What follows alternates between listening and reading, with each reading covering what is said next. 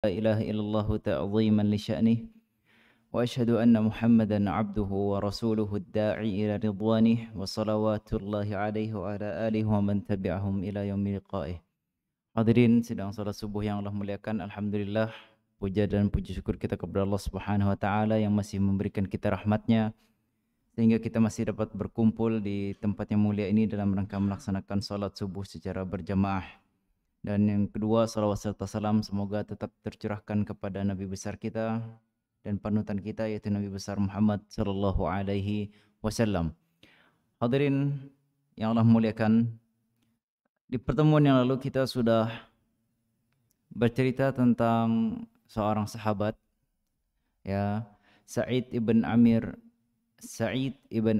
al-Jumahi, yang mana di dalam kisah tersebut juga kita mendapatkan banyak pelajaran tentang masalah zuhud dan juga tentang masalah perjuangan di dalam Islam. Insyaallah pada pagi hari ini kita akan mengambil pelajaran, terlebih pelajaran tentang tauhid dari cerita sahabat yang bernama At-Tufail ibn Amru ad-Dawsi. Tufail ibn Amru ad-Dawsi. Itu seorang pemuda yang bernama Tufail ibn Amr, yang mana beliau adalah salah satu pembesar dari suku Daus. Nah, ada ingatlah Daus ini sukunya siapa? Seorang sahabat terkenal. Rancak kita ulang-ulang namanya. Ngarannya ini rancak disambat. Abu Hurairah. Abu Hurairah beliau dari suku Daus. Nanti insyaallah ada sedikit kita singgung tentang ya Abu Hurairah. Taib. Siapa Tufail bin Amr? Tufail bin Amr ad-Dawsi sayyidu qabilati Daus fil jahiliyah wa syarifun min ashrafil Arab al-marmuqin wa wahidun min ashabil muru'at al-ma'dudin. Tufail bin Amr ad-Dawsi adalah seorang pimpinan kabilah Daus.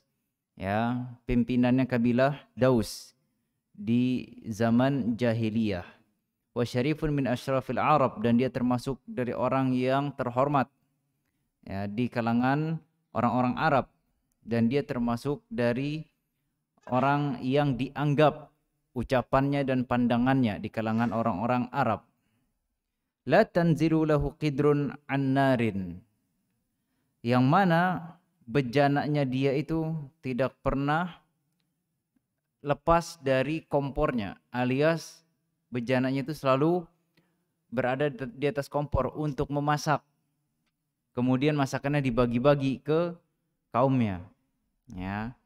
Wala yusadu lahu babun amamat tariq, ya, dan pintunya si Tufail itu tidak pernah tertutup apabila ada orang yang mengetoknya. Karena dia pemimpin dari Bani Daus, maka tatkala ada orang punya masalah, pengen curhat gitu ya, atau pengen ngadu, dia ngetok pintu rumahnya Tufail, Tufail nggak pernah nolak. Dibukain sama Tufail. Ini dia masih belum masuk Islam. Ini Tufail belum masuk Islam, cuma dia sudah menjadi pemimpin di Bani Daus. Wa yut'imul ja'i, dia memberikan makan orang yang kelaparan. Wa yu'amminul khaif, dia memberikan rasa aman kepada orang yang takut. Wa yujiru al mustajir, dan dia memberikan perlindungan kepada orang yang meminta perlindungan kepadanya. Ya. Jadi Tufail bin Amr ad-Dawsi, walaupun dia belum masuk Islam ketika itu, cuma dia sudah mempunyai perangai yang memang bagus. Ya. Dia memang sudah memiliki sikap yang memang pantas untuk dipuji. Wa huwa ila dzalika adibun aribun labibun, dan dia ya selain mempunyai sifat-sifat yang baik tadi, dia orangnya juga adib. Adib itu artinya dia bahasanya bagus, ahli bersilat lidah. Ya, bersilat lidahnya bukan bersilat lidah yang jelek, tapi bersilat lidahnya membuat syair-syair, ya, membuat syair-syair kalau bahasa Indonesianya. Ya, orangnya pinter bahasanya. Kalau ngomong itu bahasanya bagus. Aribun labib, dan juga orangnya cerdas, ya, orang cerdas. Syairun murhiful his, dia seorang penyair yang mana kalau dia membuat syair, membuat syair, maka syairnya tuh sangat kena di hati orang yang mendengarnya. Ya. Kemudian seakan-akan syairnya itu bisa menyihir orang yang mendengarnya. Ya memang disebutkan wa inna fil kalami la sihra, sesungguhnya di dalam ucapan itu, di dalam omongan itu ada sihirnya. Ya. Maksudnya apa? Bisa mempengaruhi orang, apalagi kalau dia ini adalah seorang penyair yang pinter buat ngomong. Taib. Kemudian pada suatu hari, ghadar Tufail manazil qaumihi fi Tuhamah muttajihan ila Makkah. Ya. Jadi ceritanya pada suatu hari Tufail ini dia berangkat dari kampungnya, ya, berangkat dari kaumnya di daerah Tuhamah. Di daerah Tuhamah, ini dekat dengan Laut Merah. Ya. Menuju kemana? Menuju ke Mekah. Ya, ini dia masih kondisi belum muslim. Sedangkan perselisihan antara Rasulullah dan kaum muslimin dengan orang-orang Quraisy Arab itu sedang panas-panasnya di Mekah. Rasulullah belum hijrah. Ketika itu Rasulullah belum hijrah, Rasulullah masih berada di Mekah. Jadi Tufail dari Tuhamah beliau berangkat ke Mekah. Di Mekah ketika itu kondisinya lagi panas. Panas kenapa? Ya, panas karena Nabi sedang berdakwah bersama para sahabatnya mendakwakan tauhid, akan tetapi orang-orang kafir Quraisy mereka pun sedang menahan dakwahnya Nabi Muhammad SAW. Ya, jadi lagi panas keadaan di Mekah ketika itu. Nah, Tufail dia tatkala berangkat ke Mekah, dia nggak tahu keadaannya seperti itu. Ya, dia tidak tahu keadaan di Mekah bahwasanya Nabi Muhammad dan juga para sahabat dan juga orang-orang Quraisy sedang saling mendakwahkan keyakinannya masing-masing. Orang Quraisy tetap mendakwahkan keyakinannya mereka, ya, mengikuti agama-agama nenek moyangnya mereka, ya, menjauhi agamanya Nabi Muhammad. Nabi Muhammad mendakwahkan agama Islam, ya. Sehingga Tufail sampai di Mekah, ya, dan dia harus melihat perselisihan antara Nabi Muhammad dan sahabatnya dengan orang-orang Quraisy. Seakan-akan dia masuk ke dalam peperangan, walaupun gak ada perang gitu ya. Cuma seakan-akan dia masuk ke dalam peperangan tanpa ada niat sama sekali. Ya, seakan-akan dia masuk ke tengah-tengah kaum yang lagi saling menyerang satu dengan yang lain. Baik. Nah, tatkala Tufail sampai di Mekah, ya, karena dia pembesar suku Daus, maka pembesar-pembesar Quraisy, ya, memanggil Tufail atau mendatangi Tufail, ya. Tatkala Tufail sampai di Mekah, Tufail disambut oleh pembesar-pembesar Quraisy Mekah. Ya, namanya juga dia pembesar ini ya, kabilah, otomatis dikenal sama pembesar-pembesar kabilah lain juga. Tatkala sampai di Mekah, dia disambut dengan sambutan yang sangat-sangat hangat oleh para pembesar Quraisy. Ya. Kenapa para pembesar Quraisy menyambut dengan sangat hangatnya kepada Tufail? Ya. Nah, Tufail menyebutkan, qadimtu Makkah fama in ra'ani sadatu Quraisyin hatta aqbalu alayya farhabu bi akramat tarhib wa anzaluni fihim a'azza manzil. Aku sampai di Mekah dan aku tidak melihat pembesar Quraisy kecuali dia akan sangat-sangat, ya, menyambutku dengan kehangatan, ya, kecuali dan juga mereka akan memberikan aku kedudukan yang sangat tinggi di sisi mereka, alias aku sangat dihormati, kata Tufail. Ya. Kenapa? Nah, kemudian dijelaskan oleh penulis, Thumma ijtama'a ilayya sadatuhum wa kubara'uhum wa qalu. Kemudian pembesar-pembesar Quraisy tadi kumpul kepada saya, mereka datang kepada saya dan mereka mengatakan kepada saya, memberikan kabar kepada saya, ya Tufail, wahai Tufail, innaka qad qadimta biladana wa hadha ar-rajulu alladhi yaz'umu annahu nabiyyun qad afsada amrana wa mazzaqa shamlana wa shattata jama'atana. Wahai Tufail, kamu sudah sampai di tempat kami, yaitu di Mekah. Ya, ini ada orang ya, yang dia itu mengaku sebagai nabi, yaitu siapa? Nabi Muhammad. Ya, qad afsada amrona, dia ini sudah merusak urusan kami orang-orang Quraisy. Wa mazzaqa syamlana, dan dia sudah mencerai-beraikan kami. Ya, wa syattata jama'atana, dia sudah memecah belah kesatuan kami orang-orang Quraisy. Wa nahnu innama nakhsha an yahilla bika bi za'amatika fi qaumika ma qad halla bina. Dan kami, kata pembesar Quraisy, kami takut kalau misalkan nanti kamu dan kaummu tertimpa apa yang menimpa diri kami, alias kalian terpecah-pecah, kalian saling menyerang satu dengan yang lain. Ya, taib.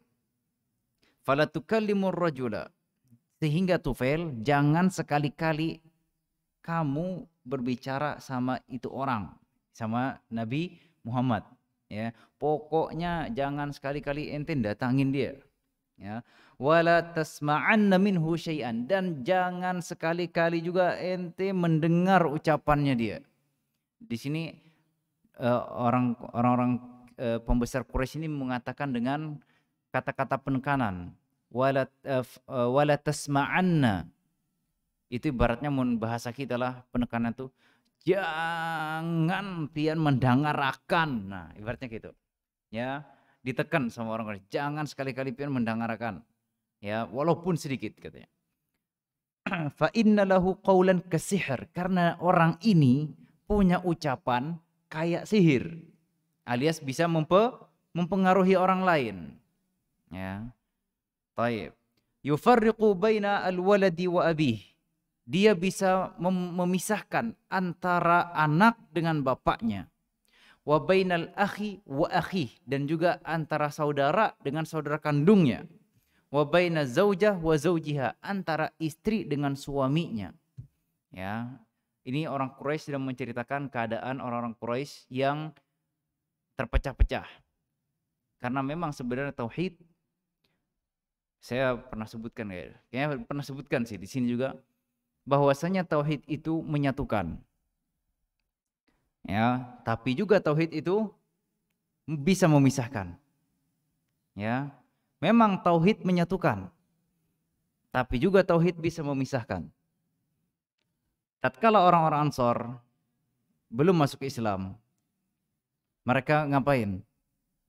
Perang antara Bani Aus dengan Bani Khazraj. Pokoknya tiap tahun pasti perang. Tiap tahun pasti perang. Pokoknya kadakawa damai. Imbah didakwahkan masuk Islam, orang-orang Bani Aus masuk Islam, Bani Khazraj masuk Islam, akhirnya mereka malah nyatu. Jadi disebut dengan kaum Ansor. Tapi juga tauhid bisa memisahkan. Ya, jangan lupa tauhid pun bisa memisahkan. Ya. Memisahkan siapa? Memisahkan antara orang yang bertauhid dengan orang yang menolak tauhid. Iya, memang. Tauhid memang bisa memisahkan. Tapi memisahkannya antara orang yang menerima tauhid dengan orang yang tidak mau menerima tauhid, alias orang muslim dan orang kafir dipisahkan. Ya. Makanya tatkala ada perempuan masuk Islam, ya, kemudian dia hijrah ke Madinah, nggak boleh dibalikkan. Sama Nabi ditahan di Madinah. Jangan dibalikkan ke orang kafir, nggak boleh. Ya, nggak boleh. Ya, seperti itu. Taib, intinya kata mereka, kita ini terpecah-pecah gara-gara dakwahnya orang ini, kata orang Quraisy. Jadi jangan ente dengerin dia. Kalau enggak nanti kabilahnya ente, kata orang-orang Quraisy ya, bakal dipecah-pecah juga. Ya. Padahal kamu kan ininya, leader ibaratnya. Pembesarnya. Kemudian Tufail menyebutkan, berkata, "Fa wallahi ma zadu bi yaqussuna alayya min ghara'ibi akhbarih wa yukhawifunani ala nafsi wa qaumi bi'ajaibi af'alih." Demi Allah, kata Tufail, itu orang-orang Quraisy, pembesar-pembesar Quraisy terus-terusan ya ngomporin, ya ibaratnya itu ngomporin, terus-terusan ngomporin saya, biar saya itu enggak dengerin Nabi Muhammad, biar saya itu tidak mendekati Nabi Muhammad. Ya. Baik. Hatta ajma'tu amri ala alla aqtariba minhu. Sehingga pada akhirnya aku pun bertekad agar tidak mau mendekati Nabi Muhammad. Wa alla ukallimahu, dan aku tidak mau mengajak bicara Nabi Muhammad. Au asma'a minhu syai'an, dan aku juga tidak mau mendengarkan sedikit pun dari Nabi Muhammad. Ya, kata si Tufail. Karena apa? Karena dicekokin terus sama orang kafir Quraisy. Ya, makanya di sini hati-hati. Tatkala kita berteman, ini ada faedah juga sih. Tatkala kita berteman, hati-hati. Sekuat-kuatnya iman pian, sekuat-kuatnya takwa pian, gitu ya. Kalau pian terus-terusan berteman dengan orang-orang yang bahasa Arabnya itu ta'ban, bahasa Arabnya ta'ban, orang-orang yang rusak, ya paling enggak ada sedikit yang berubah dari sikap atau tingkah laku pian, walaupun enggak banyak. Itu kalau iman buhan pian kuat. Kalau iman buhan pian kada kuat, bisa terbawa, bisa terumpat-umpat di orang Banjar, ya. Tapi kalau iman buhan pian ini kuat, tapi temenannya sama orang-orang yang bahasa Arabnya ta'ban, rusak gitu ya, maka paling enggak adalah sedikit kelihatan perubahan dari pian, ya. Makanya di sini harus kita berhati-hati dalam memilih teman. Si Tufail akhirnya udahlah, ana enggak mau deketin Nabi Muhammad, enggak mau dengerin dia, enggak mau ngajak dia ngomong. Kemudian berangkatlah Tufail menuju ke Ka'bah, ya.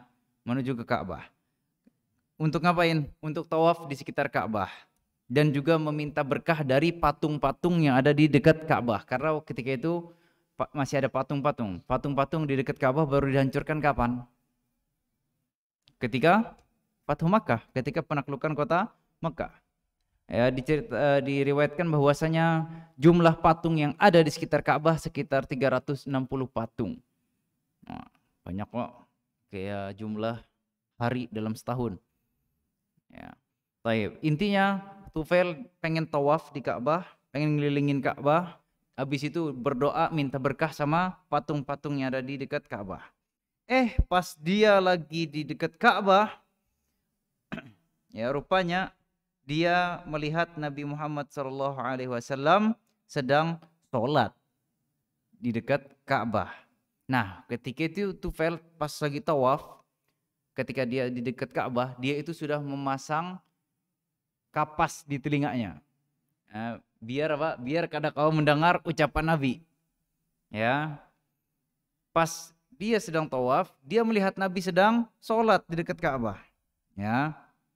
Tapi kata Tufail, ini kok cara sholatnya beda sama cara sholat yang ana tahu, kata Tufail. Ya.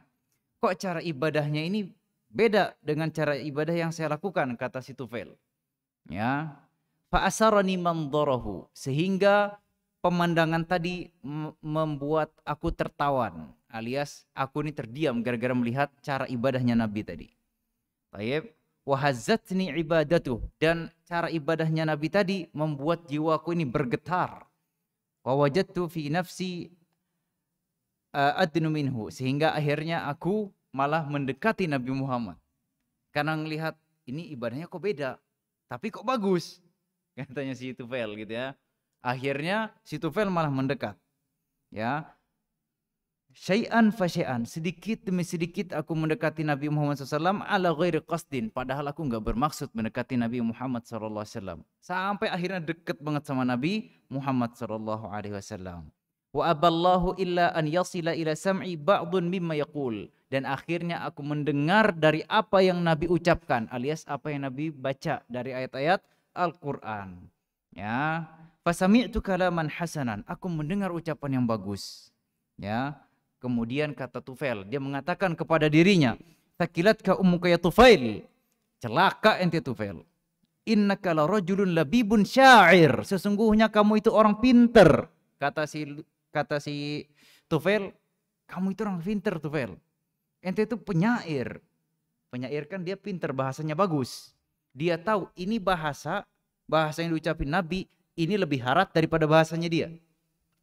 Ya, karena kalau buhan pian belajar bahasa Arab, coba buhan pian ambil buku yang ibaratnya ayat sama ucapan manusianya itu nggak ada tandanya sama sekali. Nah, saya dulu pernah baca buku Arab Gundul, ya. Jadi ayat dengan ucapan penulisnya itu kayak nggak ada bedanya, nggak ada titik, nggak ada koma, nggak ada tanda apapun. Pokoknya tulisan gitu aja. Pas baca, loh ini beda nih. Ini kok rasa-rasanya beda nih. Pas ulun cek, wah rupanya ini memang dari ayat Al-Quran. Nah, itu dia, berasa. Makanya Tufail dia tahu ini perkataan bagus. Bukan cuma perkataan penyair biasa atau bukan cuma perkataan orang ahli syair. Kemudian wa ma yakhfa 'alaika al-hasan min al-qabih. Wahai Tufail, perkataan yang baik dan yang buruk itu ente tahu, katanya si Tufail kepada dirinya. Fama yamna'uka an tasma' min ar-rajul. Ya. Kenapa ente harus menghindar dari mendengarkan ucapan orang ini? Fa in kana alladhi ya'ti bihi hasanan qabiltah wa in kana qabihan taraktah. Kalau misalkan yang dia ucapkan bagus ente terima, kalau jelek ya udah ente tinggalin aja. Kata Tufail, dia ngomong ke dirinya sendiri. Ya, kemudian Tufail menjelaskan, "Tsumma makathu hatta insarafa Rasulullah ila baitih." Kemudian dia terdiam si Tufail melihat Rasulullah dan kemudian Rasulullah beranjak pergi pulang. Fatabi'tuhu hatta idza dakhala darahu dakhaltu alaihi. Kemudian pas Nabi masuk sampai di rumahnya, Nabi masuk, Tufail ngetok rumah Nabi. Ya, kemudian Tufail bertamu menemui Nabi Muhammad SAW di rumah Nabi Muhammad SAW. Kemudian Tufail mengatakan, "Ya Muhammad, inna qaumaka qad qalu li anka kada wa kada. Fa wallahi ma barihu yukhawifunani min amrika hatta sadattu udhunayya biqutnin li'alla asma' qawlak thumma aballahu illa an yusmi'ani syai'an minhu fawajadtuhu hasanan fa'arid alai amrak." Kata Tufail, wahai Muhammad, kaumnya engkau orang-orang Quraisy tadi nyamperin saya.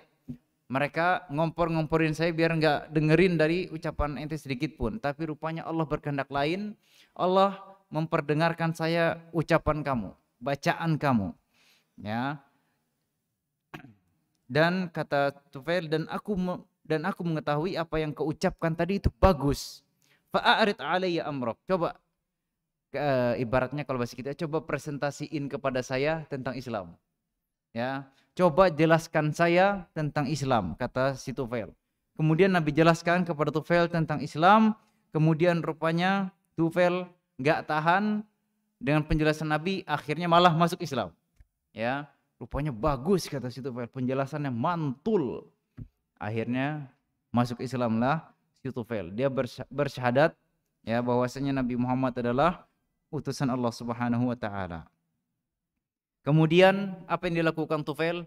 Tufail tinggal dulu di Mekah ya beberapa lama dan dia belajar agama Islam. Nah, ini juga salah satu faedah penting kalau orang yang hijrah entah hijrahnya dari dari kafir ke muslim atau dari yang belum sunnah ke sunnah, hendaknya setelah dia hijrah belajar. Ya, ini faedah dari Tufail. Setelah dia masuk Islam, dia di Mekah dulu, enggak balik ke Tuhamah. Ya, enggak balik ke Bani Daus, tapi dia belajar dulu di Mekah. Belajar beberapa lama dari Nabi, ya, setelah itu baru dia pulang ke Mekah. Ya, setelah itu dia pulang ke Tuhamah. Ya, ke Bani Daus. Ya. Kemudian pas Tufail pengen pulang ke Bani Daus, kata Tufail kepada Nabi, wahai Nabi, saya ini orang yang ditaati di Bani Daus, saya ini pemimpin Bani Daus, dan saya pengen pulang, pengen dakwahkan mereka. Setelah belajar sama Nabi, saya pengen dakwahkan mereka masuk ke dalam agama Islam. Tapi saya minta, wahai Rasulullah, tolong berikan saya ini ayah itu tanda bahwasanya saya ini memang mendakwahkan kepada hal yang benar. Kemudian Nabi berdoa kepada Allah, Allahumma ja'allahu ayah, ya Allah berikanlah Tufail ini ayat tanda bahwasanya dia ini berdakwah kepada hal yang benar. Kemudian dia balik kepada kaumnya dan dia ketika itu berada di atas bukit. Ini perkampungannya dia di atas bukit gitu ya, sambil melihat perkampungannya dia. Nah, Allah turunkan di situ tanda yang dimintakan oleh Nabi ya untuk Tufail. Apa? Ada cahaya di dekat keningnya sini ya kening ya sini ya. Nah, ada cahaya di sini. Kemudian kata Tufail, ya Allah tolong pindahkan cahayanya, jangan di sini. Jadi takutnya kata Tufail dikira saya malah diadab. Akhirnya Allah pindahkan ke saut itu sebenarnya si cambuk yang dipakai untuk nyambuk hewan. Ya, jadi dipindahkan oleh Allah cahayanya ke ujung cambuk Tufail, sehingga kata Tufail seperti lilin yang kebalik. Ya, seperti lilin yang kebalik. Ya, ada cahaya di ujung cambuknya Tufail. Kemudian Tufail masuk ke Bani Daus dan dia berdakwah ke Bani Daus. Oke. Kemudian Tufail mendatangi rumahnya dan di sana ada bapaknya. Kemudian kata si Tufail, ilaika anni ya abati. Wahai ayahku, jangan dekat-dekat katanya. Ya, ini si Tufail. Falastu minka walasta minni. Aku ini bukan anggota keluargamu, kau juga bukan anggota keluargaku, kata Tufail. Kemudian kata bapaknya, walima ya bunai. Kenapa? Ya, laqad aslamtu wa taba'tu dina Muhammad. Aku sudah mengikuti dan agamanya Nabi Muhammad. Aku sudah masuk Islam, kata Tufail. Kemudian kata bapaknya, ai bunai, dini dinuk. Wahai anakku, agamaku seperti agamamu. Alias bapaknya pengen masuk Islam. Kemudian kata Tufail, "Taib Pak, kalau gitu pian mandi, habis itu nanti saya ajarkan buat masuk Islam." Ya, kemudian bapaknya mandi, masuk Islam. Kemudian istrinya Tufail datang. Istrinya Tufail datang sama. Ya, kata Tufail, jangan dekat-dekat. Kamu bukan istriku, kata Tufailnya. Ya, aku bukan suamimu. Kenapa, kata bininya? Kata dia, anak ini udah masuk Islam. Anak ini orang Muslim, anti masih kafir, katanya. Akhirnya kata istrinya, agamaku sama kayak agamamu. Akhirnya kata Tufail, taib, kalau gitu engkau pergi ke patung namanya Dzsyara. Ada patung Dzsyara. Di sekitar patung itu ada air. Ada air. Nah, ada kumpulan air lah di sekitar patung situ. Kata si Tufail, nanti kalau mau masuk Islam, mandi dulu di sana, ya bersihkan badan, baru nanti anak ajarkan cara masuk Islam, kata Tufail.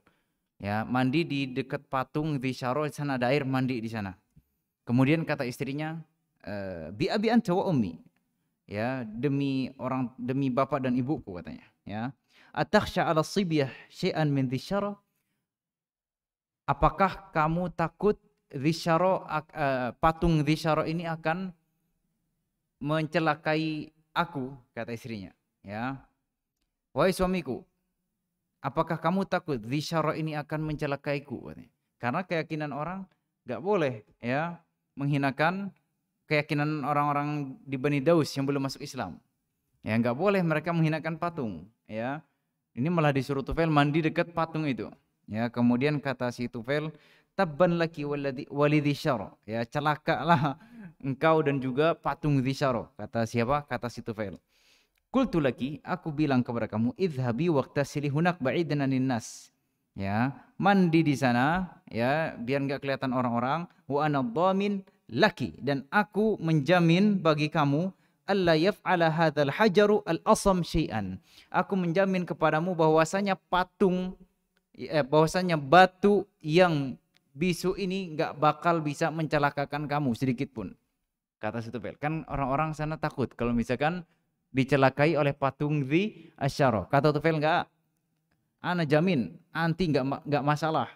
Ya, enggak bakal diganggu sama ini batu, kata si Tufail. Akhirnya istrinya mandi dan kemudian pulang dan diajarkan untuk masuk Islam. Akhirnya masuk Islamlah istrinya Tufail. Nah, kemudian si Tufail mendakwahkan kaumnya untuk masuk Islam. Tapi rupanya kaumnya si Tufail Bani Daus itu rupanya susah masuk Islam ya. Sekian lama Tufail berdakwah, ya masuk Islam cuma si satu orang. Namanya Abdurrahman ibn Sakhr. Abdurrahman ibn Sakhr Ad-Dausi, yaitu Abu Hurairah. Itu doang satu-satunya yang masuk Islam. Waktu itu kata si Tufail. Kata si Tufail, ini tatkala Tufail sudah berdakwah dan cuma Abu Hurairah masuk Islam dari kaumnya, akhirnya Tufail membawa Abu Hurairah menemui Nabi. Ini sebelum Nabi hijrah. Jadi Abu Hurairah itu masuk Islamnya kapan? Udah lama, sebelum hijrah. Ya. Jadi terkadang ada orang salah persepsi Abu Hurairah masuk Islam 5 tahun sebelum Nabi meninggal. Bukan, 5 tahun sebelum Nabi meninggal Abu Hurairah hijrah. Tapi masuk Islamnya udah lama. Hijrahnya Abu Hurairah 5 tahun sebelum Nabi meninggal. Tahun ke-7 atau tahun ke-6. Ya, antara itulah. Ya, pokoknya setelah perang Khaybar. Itu hijrahnya, cuma masuk Islamnya Abu Hurairah udah lama. Ya. Tapi Abu Hurairah setelah masuk Islam itu masih berdakwah bersama Tufail di mana? Di Bani Daus. Itu dia. Taib, kemudian dibawalah si Abu Hurairah kepada Rasulullah SAW di Mekah. Ya. Kemudian kata Nabi, "Ma wara'aka ya Tufail?" Gimana hasil dakwah kamu wahai Tufail, kata Nabi ya. Kemudian kata Tufail, "Qulubun 'alaiha akinnah wa kufrun syadid laqad ghalaba 'ala dausin al-fusuq wal 'isyan." Kata Tufail, wallahi itu kaumnya anak itu orang-orangnya hati-hatinya ketutup dengan tutup, kata si Tufail. Susah nerima kebenaran. Wa kufrun syadid. Aduh, kekafirannya taban, kekafirannya sangat-sangat kenceng, kata si Tufail. Ya, laqad ghalaba 'ala dausin al-fusuq wal isyan. Orang-orang Daus itu sudah terlalu banyak kefasikan dan kemaksiatan, kata si Tufail. Sehingga mereka susah nerima dakwahnya anak. Jadi yang masuk cuma ini, cuma Abu Hurairah, kata si Tufail. Ya. Kemudian Nabi mengambil air wudu dan kemudian Nabi sholat dan kemudian mengangkat tangannya ke langit sambil berdoa kepada Allah untuk Bani Daus. Nah, ketika Nabi sedang berdoa, Abu Hurairah melihat Nabi berdoa mengangkat tangan. Kemudian kata si Tufail, "Wa qauma." Aduh, celaka ini udah nih. Ini bisa celaka kita nih. Bani Daus udahlah habis, kata si Tufail. Ya. Habis nih, kata si Tufail. Ya, kemudian rupanya Nabi mendoakan apa? Mendoakan agar orang-orang Bani Daus tadi mendapatkan hidayah. Bukan didoakan untuk dihancurkan atau dilaknat. Kata Nabi, Allah mahdi Dausan. Ya Allah, berikanlah hidayah kepada Bani Daus. Nabi doakan sebanyak 3 kali. Ya, kemudian Nabi menemui Tufail dan kemudian kata Nabi, "Irji' ila qaumika warfaq bihim wad'uhum ila Islam." Ya Tufail, coba ente balik sekarang ke Bani Daus. Ente lemah lembut kepada mereka, ajak mereka lagi kepada Islam. Ya. Akhirnya kemudian setelah itu Tufail balik bersama Abu Hurairah ke Bani Daus, ya, dan mereka berdakwah di sana. Ya. Nah, tatkala dakwah yang kedua ini, ya, setelah dakwah yang kedua ini, Tufail ini dia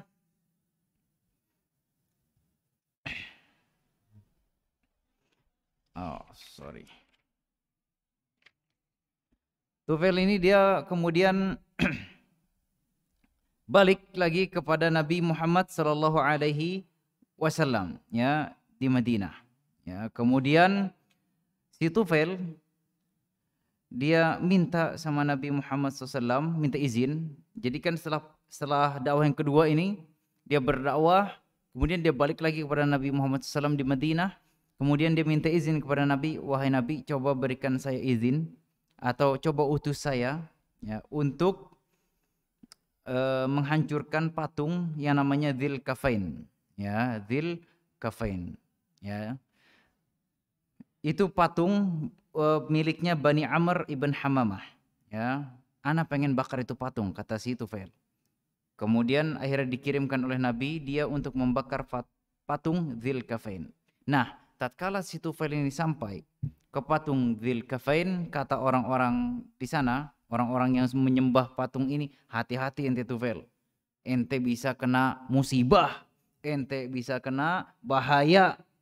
Ya, kemudian Tufail tetap aja dia nggak mendengarkan ucapan mereka. Ya, tetap si Tufail mendatangi si patung tadi dan dia bakar itu patung sambil dia ngomong, ya Dzal Kafain lastu min ibadik, lastu min ubadika, wahai Dzul Kafain, wahai patung Dzul Kafain, aku ini bukan penyembahmu. Miladuna aqdamu min miladika, ana ini lahir sebelum ente ada, kata si Tufail. Ana lahir sebelum ente ada. Ini hasyautun nar fi fuadika, ana pengen bakar ente, kata si Tufail. Akhirnya dibakar dan akhirnya hanguslah itu patung atau hancurlah itu patung.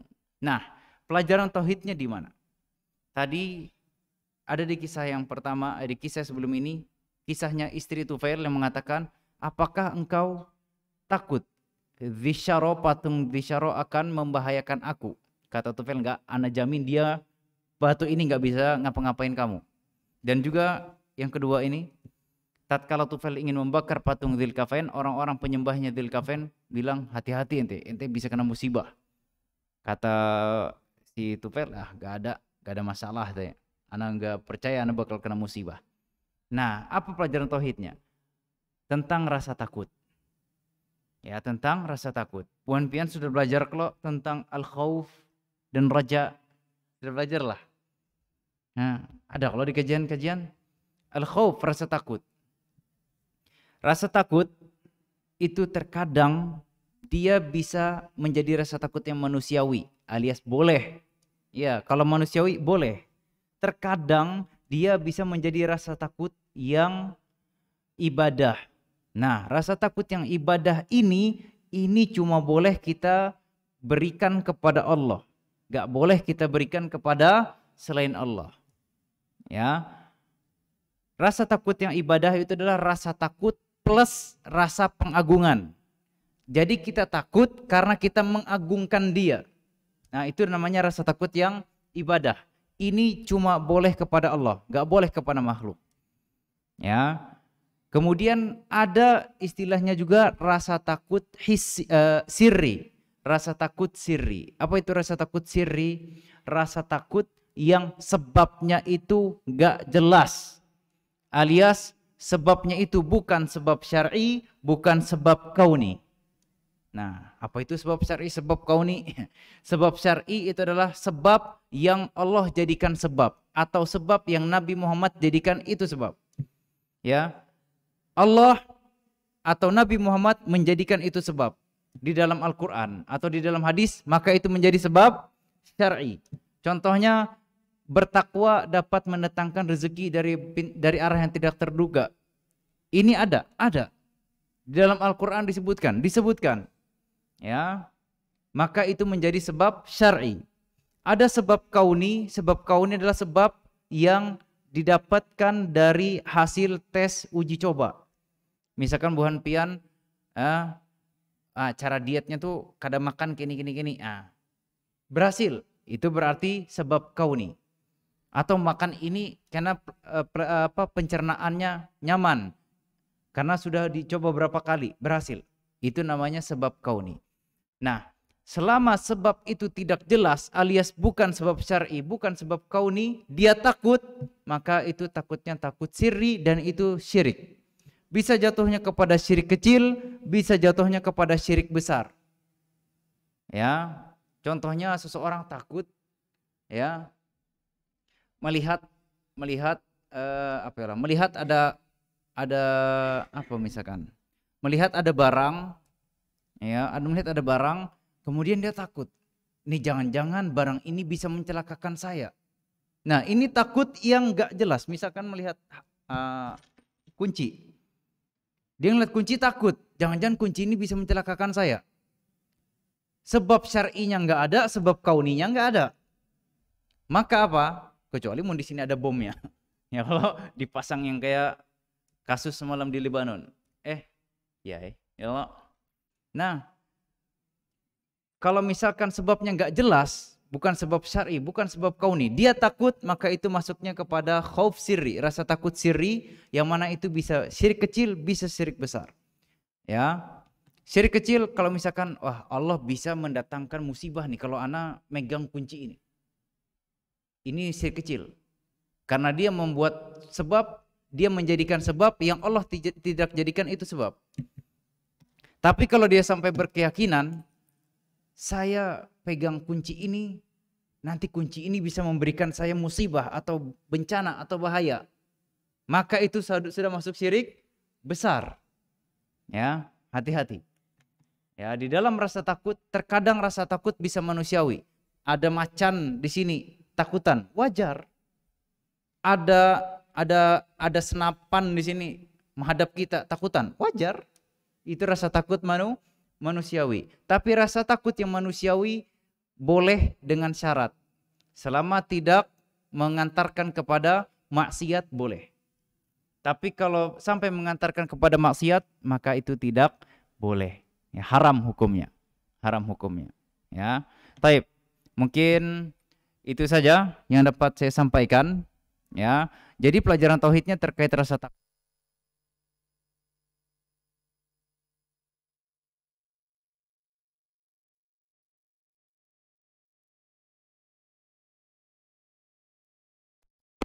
Kita cukupkan dengan doa kafaratul majelis. Subhanakallahumma bihamdika asyhadu an la ilaha illa anta astaghfiruka wa atubu ilaik. Wabillahi taufiq wal hidayah wal inayah. Assalamualaikum warahmatullahi wabarakatuh.